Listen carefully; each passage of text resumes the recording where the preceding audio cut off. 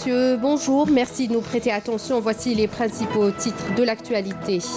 Les travaux d'extension de la ligne du métro d'Alger reliant Ain Adja à Berraqi se poursuivent avec une bonne cadence et les dernières retouches sont prévues pour le mois d'avril prochain. À Mostaganem, de grands chantiers sont lancés, des travaux d'embellissement de la façade maritime, mais aussi des travaux de dédoublement de voies pour faciliter le déplacement aux usagers, notamment pendant la saison estivale. Dans ce journal aussi, 17 musées nationaux représentant différentes régions du pays prennent part au salon des musées abrités par la Maison de la Culture Émir Abdelkader de Ain Defla. Bonjour à tous. Tout d'abord, lors du 4e jour de sa visite en 4e région militaire, le général de corps d'armée Ahmed Gaïd Salah, vice-ministre de la Défense nationale, chef d'état-major de l'armée nationale populaire, a inspecté quelques unités de la région, a inauguré de nouvelles structures et a tenu également une rencontre avec les états-majors de la région et les responsables des services de sécurité. À l'entame et à l'entrée du siège du commandement de la région, le général de corps d'armée a observé en compagnie du général-major Hassan Alaïmiya, commandant de la 4e région militaire, un moment de recueillement sur l'âme du shahid Shihani Bachir, dont le nom est porté par le siège de la région, où il a déposé une gerbe de fleurs devant la stèle commémorant sa mémoire et a récité la Fatiha sur son âme et sur celle de nos valeureux Chouhada. Ensuite, le général de corps d'armée a procédé à l'inauguration de quelques structures administratives, à l'instar du nouveau siège du commandement de la région, qui dispose de toutes les commodités de travail confortables.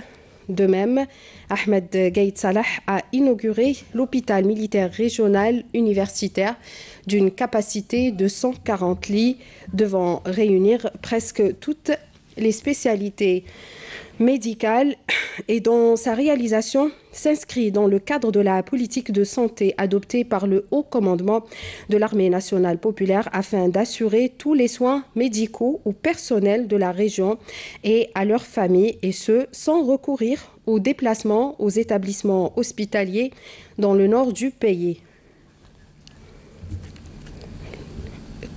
Le général de corps d'armée a visité également divers services et annexes de l'hôpital et s'est enquis de près des équipements modernes mis à la disposition.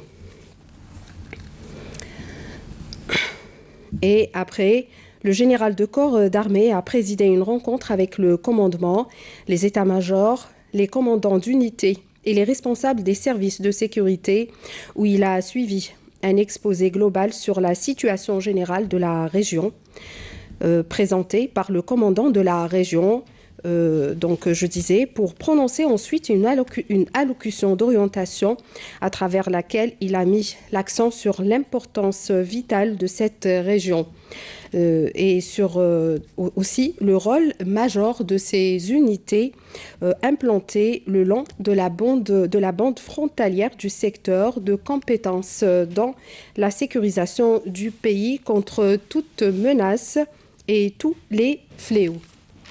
Et on y reviendra ce soir dans l'édition de 19h.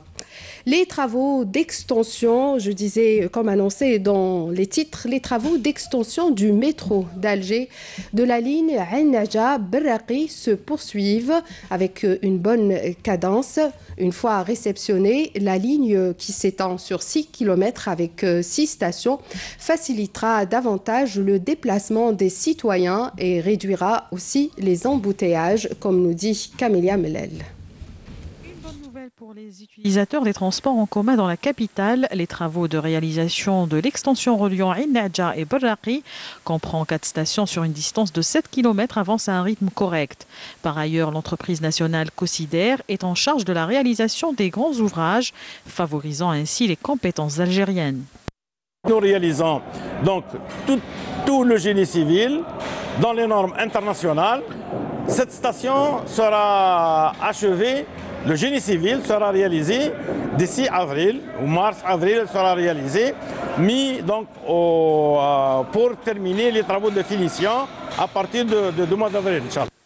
Une enveloppe financière de plus d'1 milliard de dinars a été débloquée pour les 4 stations entre Ain Nadja et Barraqi, mais aussi de grands moyens ont été déployés en raison de la complexité et la fragilité du sol. Au niveau des creusements des tunnels, on a rencontré une géologie qui présente beaucoup de difficultés. À partir de là, on a utilisé une nouvelle technique qui se pratique de par le monde, qui est la technique de la voûte parapluie. C'est un soutènement qui nous permet de progresser sans danger pour les habitations en surface. Cette extension de ligne de métro facilitera davantage le déplacement des citoyens et réduira les embouteillages au niveau de plusieurs communes d'Alger. Mostaganem vit aujourd'hui au rythme de grands travaux d'embellissement de sa façade maritime, mais pas seulement. Certaines routes congestionnées pendant les mois de l'été connaissent aujourd'hui des travaux de dédoublement en vue de faciliter le déplacement des milliers d'estivants qui fréquentent chaque été les plages de cette wilaya de l'ouest du pays. Karim Haïfa. Un linéaire de 2,5 km entre les quartiers des Sablettes et de Salamandre où les travaux battent leur plein depuis la fin de l'été pour dédoubler cet important axe routier qui dessert les principales plages de la ville. مستغانم في الصيف تولي يا دو موند والطريق هذه لابد تكون منفعه للبلاد حنا كي تكون حاجه زياده بوغ لا ولايه سي فورميدابل. Ici, il y avait beaucoup d'accidents de la circulation avec 2 à 3 morts par jour. Je passe toujours par cette route. Franchement, là, ça a beaucoup changé et c'est tant mieux.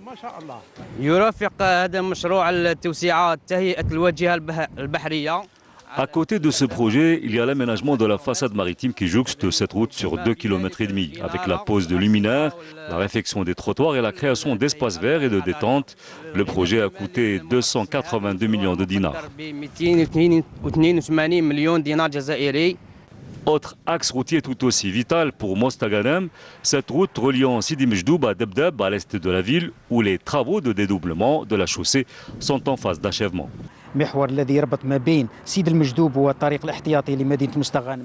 Cet axe routier qui relie Sidi Mejdoub à la rocade de Mostaganem sur 2,4 km a coûté à la bagatelle de 680 millions de dinars avec des travaux qui doivent durer une dizaine de mois. Les 2 projets devraient à terme fluidifier la circulation entre Mostaganem et sa proche banlieue avec un accès rapide vers les sites touristiques et balnéaires les plus importants de la ville. Un autre projet de grande importance, l'axe autoroutier entre Tissemsilt et Ténès en passant par Schleuf et qui s'étend sur 220 km. Un projet stratégique dont les travaux sont en cours, comme nous allons le voir avec Naïma Chkchek. La voie routière reliant Tissemsilt à Ténès, en passant par Schleuf, sur une distance de 220 km, un important projet dans le programme sectoriel des travaux publics de la wilaya de Schleuf. Le taux de réalisation dépasse en ce moment les 49%. Les travaux devront se terminer, Inch'Allah, dans les délais prévus. Ce sont des travaux qui se situent notamment au niveau des hauts plateaux, où cette voie rejoint au nord-est la route nationale numéro 1. La construction de cette voie autoroutière est accompagnée de la réalisation de quelques infrastructures d'accompagnement, des stations de péage et des centres d'intervention d'urgence notamment.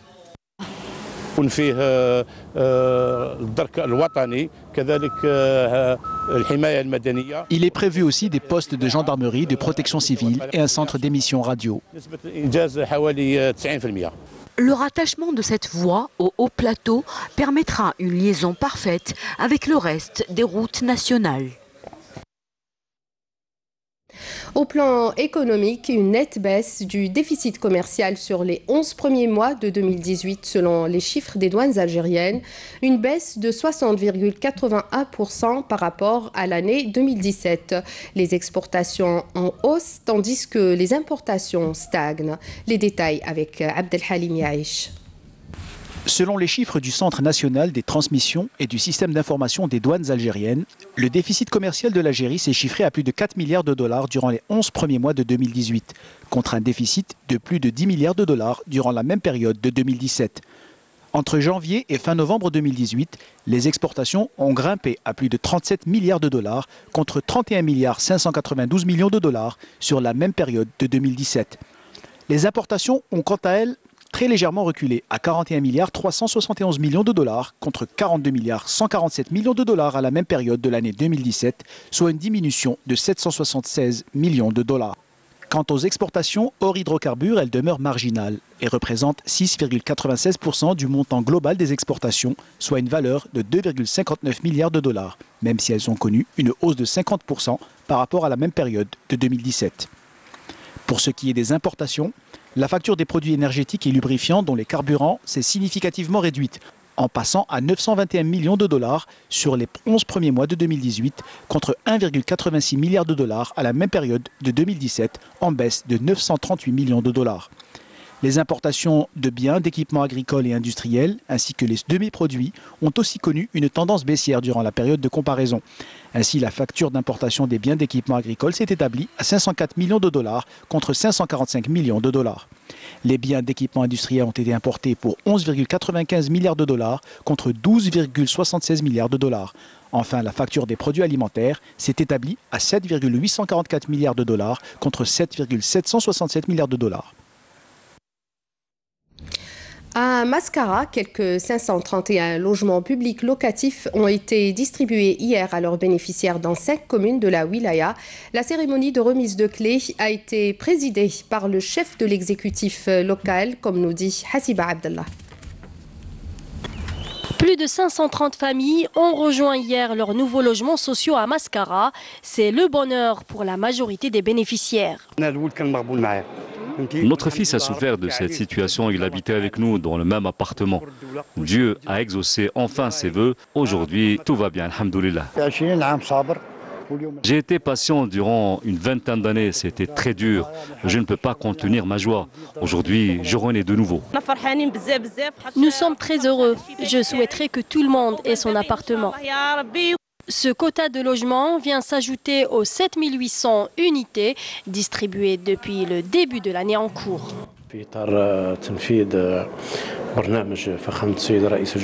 Cela s'inscrit dans le cadre de l'application du plan du président de la République. Nous avons distribué aujourd'hui 531 logements sociaux répartis sur 5 communes. L'opération est toujours en cours puisque nous avons prévu au mois de janvier prochain la distribution d'environ 933 logements publics locatifs ainsi que d'autres logements ruraux.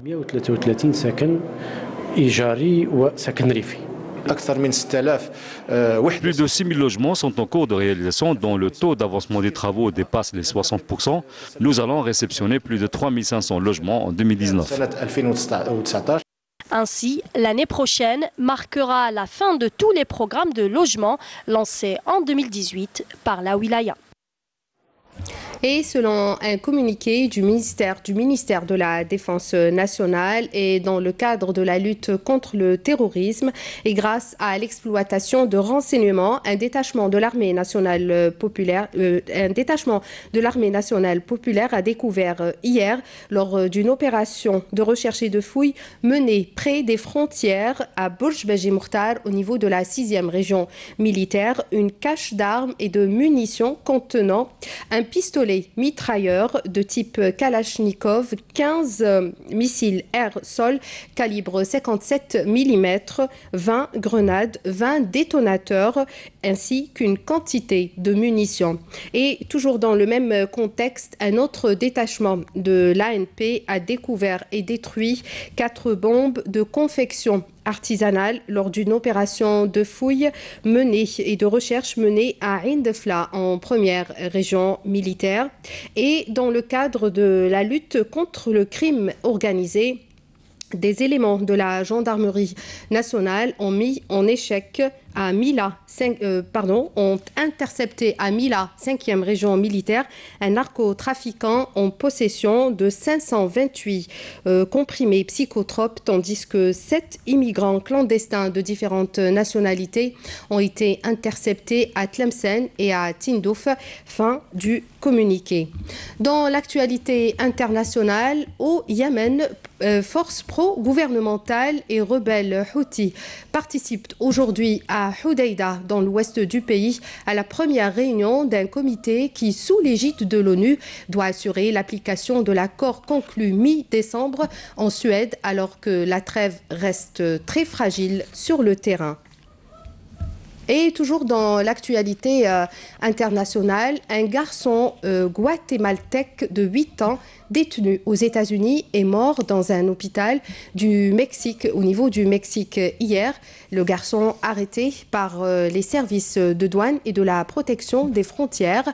Le petit avait été transféré immédiatement lundi dernier avec son père vers une structure hospitalière après avoir montré des signes de maladie possibles. Le Guatemala va demander aux autorités américaines une enquête transparente et sérieuse sur cette affaire. Le 8 décembre dernier, pour rappel, une fillette de 7 ans avait perdu la vie après son arrestation par des gardes-frontières américains. À l'issue d'un long périple, elle était décédée d'un choc septique après son admission dans un hôpital au Texas. La mort de cette fillette a suscité une onde de choc aux États-Unis, alors que des milliers d'enfants migrants sont actuellement détenus dans des structures surpeuplées, je disais.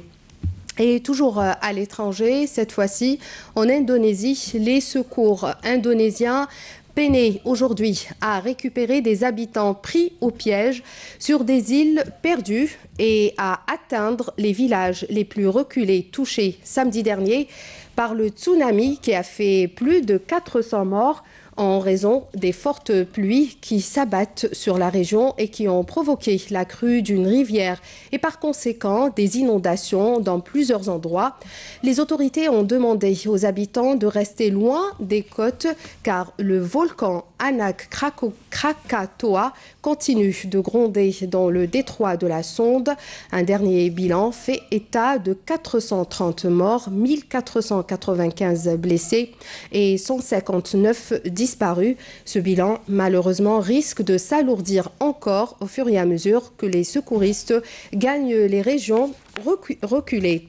Et au Japon, le Japon a annoncé aujourd'hui son retrait de la Commission baleinière internationale, un retrait effectif dès le 30 juin prochain dans le but de reprendre la chasse commerciale dès juillet, défiant ouvertement les défenseurs des cétacés 30 ans après y avoir mis fin, du moins sur le papier, car en réalité, l'archipel n'a jamais complètement cessé cette pratique. Il utilise en effet une faille du moratoire mis en place en 1986 qui autorise la chasse aux cétacés pour des recherches scientifiques, mais cette fois, il renoue publiquement avec la chasse à des fins commerciales, rejoignant l'Islande et la Norvège et faisant face aux critiques internationales. La saison dernière, les pêcheurs nippons ont tué près de 600 baleines au titre des expéditions scientifiques. La chair de cet animal finit malheureusement souvent sur les étals des poissonniers, même si la plupart des Japonais disent aujourd'hui ne pas manger, voire très rarement ce poisson. Retour au pays et au total à Ain Defla, 17 musées nationaux représentant différentes régions du pays prennent part au salon des musées abrités dans la maison de la culture Émir Abdelkader de la wilaya de Ain Defla. Lors de sa visite, le ministre de la Culture a aussi inspecté divers projets relevant de son secteur. Nesrine Ben Saïdi. Faire découvrir les richesses de l'histoire algérienne et sa diversité culturelle, et ce en recourant aux réseaux sociaux en vue de toucher un plus large public à l'échelle nationale et internationale. Un point sur lequel a insisté le ministre de la Culture, Azdine Mihoubi, lors de l'ouverture du Salon des musées nationaux dans la wilaya de Ain Defla. Notre département fournit des efforts considérables pour promouvoir les richesses dont possèdent les musées nationaux et ce à travers l'éducation et les nombreuses journées portes ouvertes organisées au niveau de tous les musées à travers le territoire national en période de vacances scolaires, comme c'est le cas aujourd'hui. Notre but est de donner l'occasion aux enfants de découvrir l'histoire et le patrimoine de notre pays à travers plusieurs ateliers.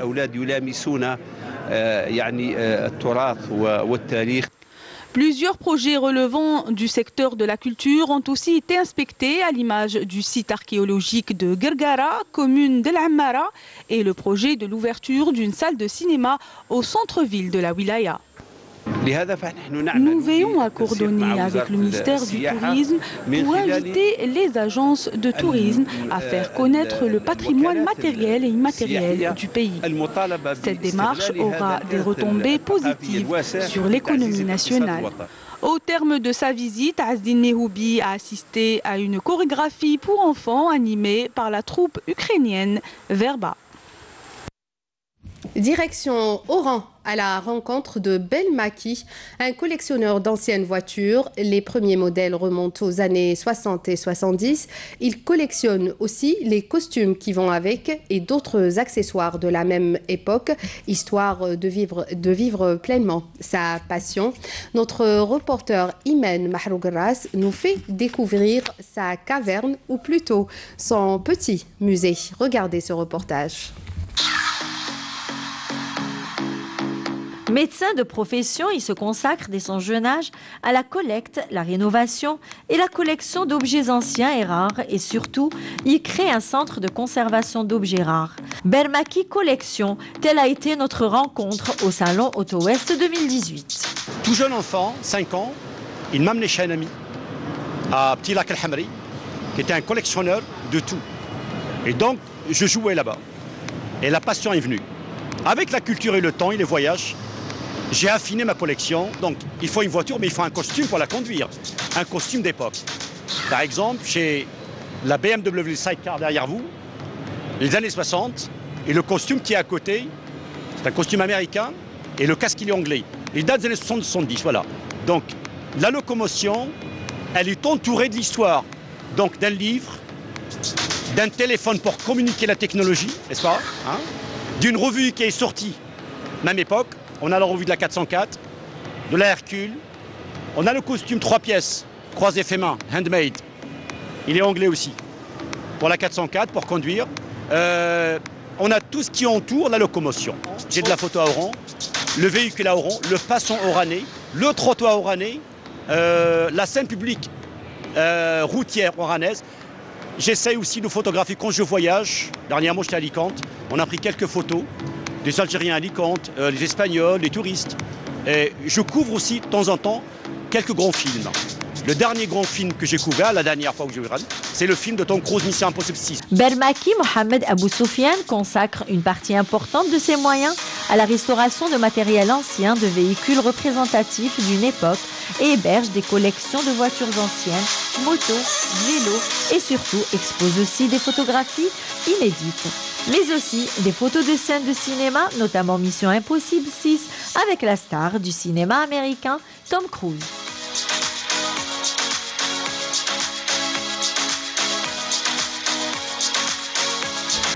C'est la fin de cette édition. Merci de l'avoir suivi. Tout de suite, les prévisions météo avec Amel Haribi, Nadia Madassi ce soir pour le journal de 19h. Retrouvez tous nos programmes sur les sites internet de la télévision, à la chaîne YouTube ainsi que notre page Facebook. Bonne journée sur Canal Algérie.